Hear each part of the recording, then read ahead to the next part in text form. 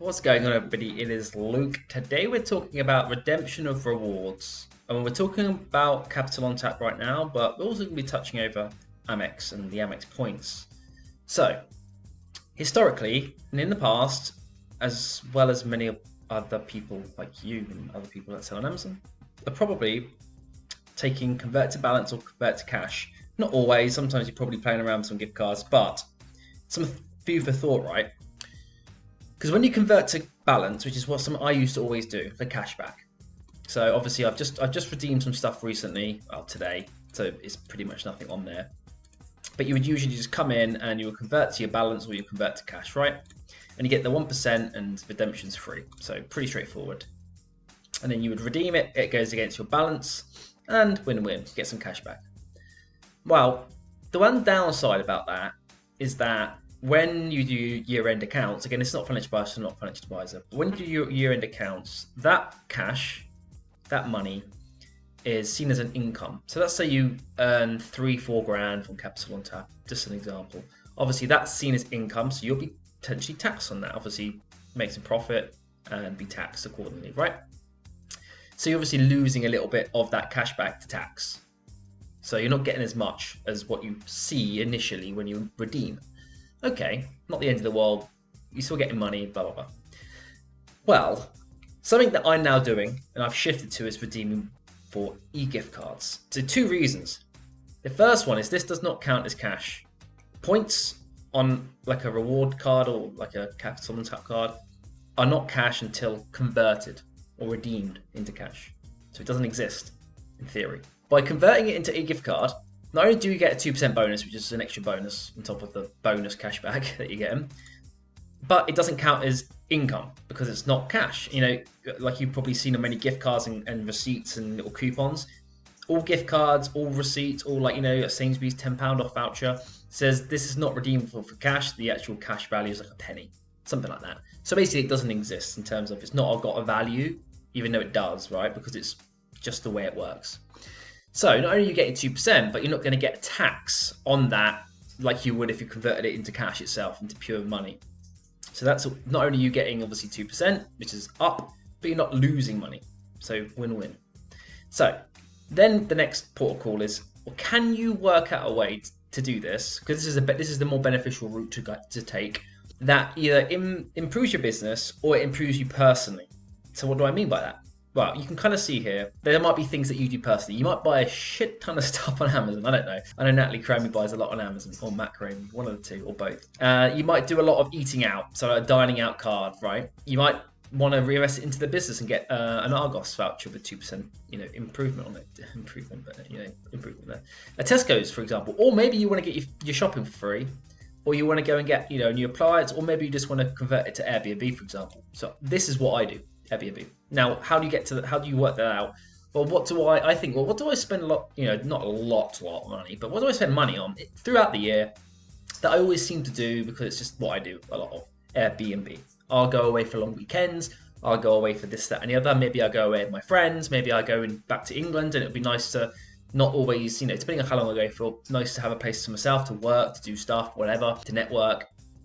And I'll usually look at Airbnb. I do hotels as well, so I do use my Amex and do hotels, but just a little bonus feature to add into this.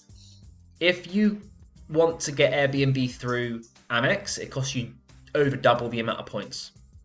So if you actually look at the amount you got to spend to get £100 of, basically if you want £100 of Airbnb vouchers, you've got to spend over double the amount on Amex. Why is it over double? Well, it's actually double, but you get a 2% discount here. So then that makes it even cheaper for Capital on Tap in terms of the points you'll need to use, which in turn is how much you have to spend on the card, right?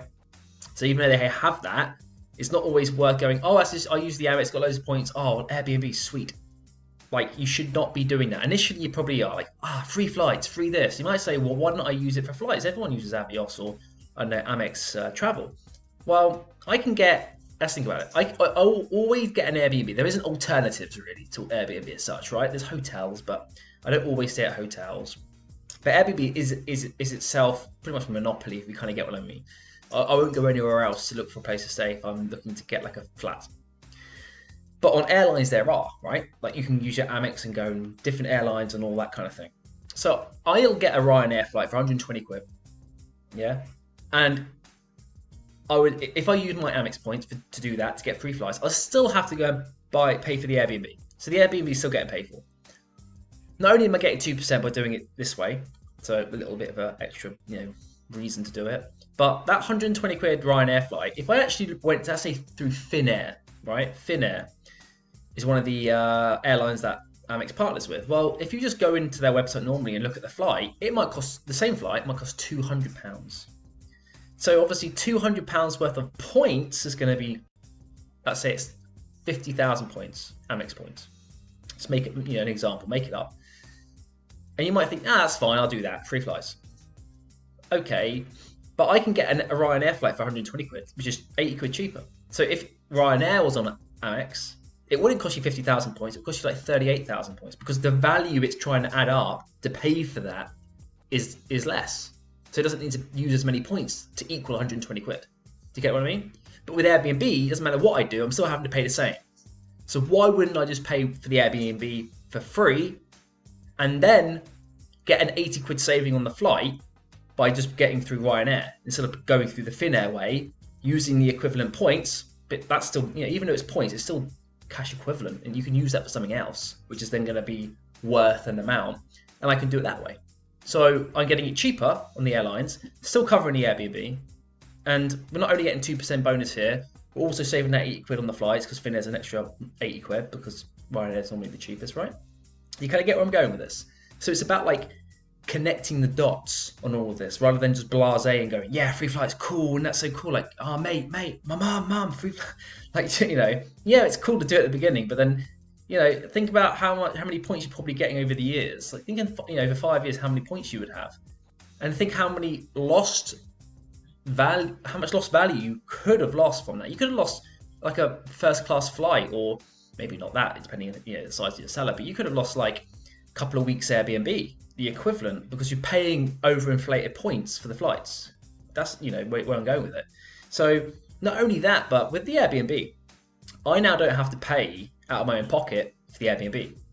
Okay, so like you can kind of see here, I basically paid for these two, and you can kind of see in my account, I've not paid anything. So I basically put these credits in my account, build them up, and there's no expiry date on Airbnb. And it might be that you don't use Airbnb, right? It might be that I don't do much. I eat and I go out. So you could go, okay, I'll go to Tesco's, or eat out with the card, and maybe I'll do I go to gigs sometimes, once every couple of months or something. I don't know. And that might be your go-to, yeah. But that means, again, you don't have to pay out of your own pocket, meaning you don't have to pay yourself potentially more from the business, which is obviously has tax implications. So you can basically get stuff for free yourself. There's no tax implications there. You're also not getting that corporation tax that's added on by getting cash back into the business if you just draw it down normally on CAPITALONTAP into the balance, like we did up here, where you go and it just comes into the balance, right? You don't get that tax as well. And if you did it that way, you then would potentially have to pay yourself, let's say it cost you 700 quid for the holiday, you would have to pay yourself 700 quid for the business. Now less money in the business, and you've now got more income on your yearly self-assessment, for example. And you can kind of see where I'm going with this. Like, it's not just one thing; it adds up. If you look at the routes that you can take, each route can create different outcomes. Yeah, and that's why it's really interesting to spend time on this, because before I never really paid that much attention to it. I never really thought about it. I thought, oh, cool, isn't that cool? I can go to John Lewis, I can get that thing. Well, what did you really need that thing? Is it just like an extra? Or would you rather basically save that yourself? Would you rather, instead of going and buying like a TV, as I say, you have enough of a TV, right? You didn't need a TV, but you thought, oh, it's free. Well, actually now, I can basically have less expenses in the month. And you could even go as far as to say, if you did a couple of million a year on Amazon, you could not only get free accommodation stays, so you could in theory get like 800 quid to £1,000 a month Airbnb and live for free.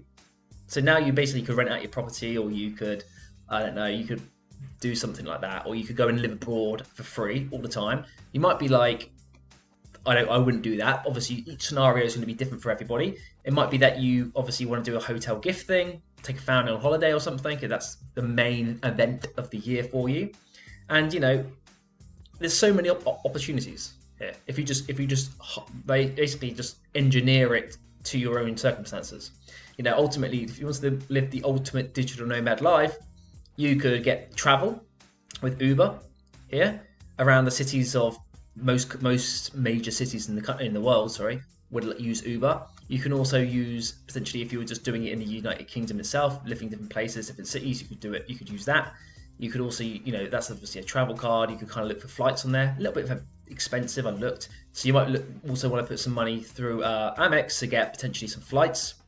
Or, worst case, you're getting your accommodation, you're getting Deliveroo, so you get your takeaways and food, because Deliveroo is in most, modern Western cities. Obviously, it depends where you go, right? Maybe you want to do some Virgin experiences when you're away in different countries and different places. What else do we have? Yeah, Uber Eats, again, like another food place. That's in most major cities, Uber. And basically, you can cover yourself in terms of you might even only need to pay yourself like 400 quid a month to live, because all you need, basically, your accommodation, travel around the major cities, like Deliveroo and Uber Eats for like takeaways and stuff. Obviously, if you're doing it in the United Kingdom, you've got Tesco's for shopping every week, so you don't have to worry about that. And it's just them, not even play money, because you can get like gigs here and you can get experiences. Obviously, if you want to go out and do some drinking and all that kind of thing, then yeah, maybe you've got to pay for that. But ultimately, most of your expenses is covered, and that could be the dream for someone to do. It doesn't mean you have to do it all right away. See, then you can add the flights on later, but you're just ticking off of those expenses that you might have personally or in the business, just depending on where your focus is. Okay, so I'll leave the video there. Hopefully you enjoyed it. Food for thought, definitely, for anyone that's looking to scale their Amazon business, or at a point where they're getting enough points where it can add up over the months. So it's just something that you need to really consider, because you could obviously be losing a lot of value from those points just by willy-nilly converting. You really don't want to be using Amex, Airbnb, which you can do, because it's over double the cost. The spend you have to spend 20 grand to get the equivalent of 10 grand spent on a CAPITALONTAP for the same Airbnb voucher. So I'll leave it there. Hope you enjoyed it, and I'll see you next time. Bye bye.